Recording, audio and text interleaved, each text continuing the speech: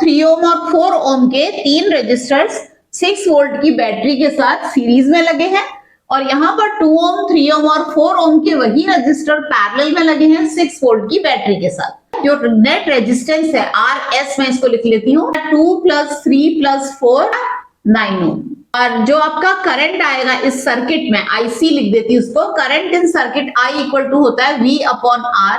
तो V आपका 6 है अपॉन 9, यानी कि 2/3 एम्पियर आपका करंट आ जाएगा पूरे सर्किट में।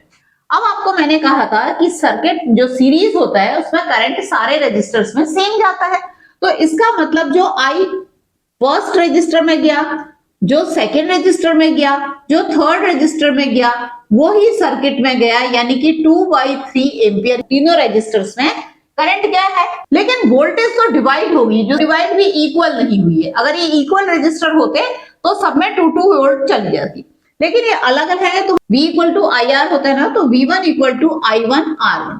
सो I1 तो आपकी 2/3 है और R1 आपका यहाँ पर 2 है, तो यहाँ पे आ जाएगा ये 4/3 वोल्ट, ठीक है। और जो V2 है वो आपका I2 R2 के हिसाब से 2/3 × 3, तो ये आ जाएगा 2 वोल्ट। उसके बाद जो थर्ड वाला है 2/3 × 4, that is equal to 8/3 volt.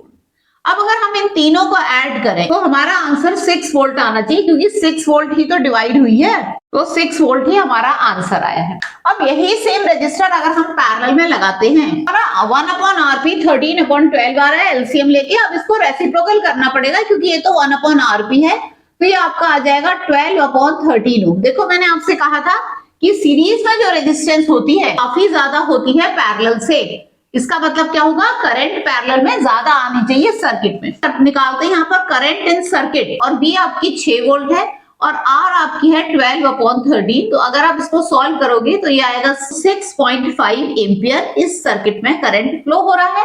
आप देख लो कितना ज्यादा है 2/3 एम्पियर से। सेम रजिस्टर सेम वोल्टेज में पैरेलल में करंट कितना ज्यादा है, क्योंकि उसमें रेजिस्टेंस यानी रुकावट काफी कम है, ठीक है। उसके बाद हमने निकालना है कि हमको पता है कि वोल्टेज तो जितनी हमारी 6 वोल्ट है वही हमारी R1 में गई है, वही R2 में गई है और वही R3 में गई है।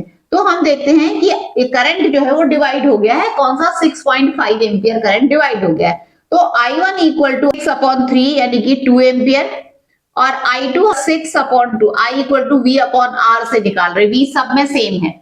टोटल करंट हमारा 6.5 था। 6.5 में से आप ये दोनों करंट 2 + 3 यानी कि 5 को माइनस कर दो, तो भी ये 1.5 एम्पियर ही आएगा।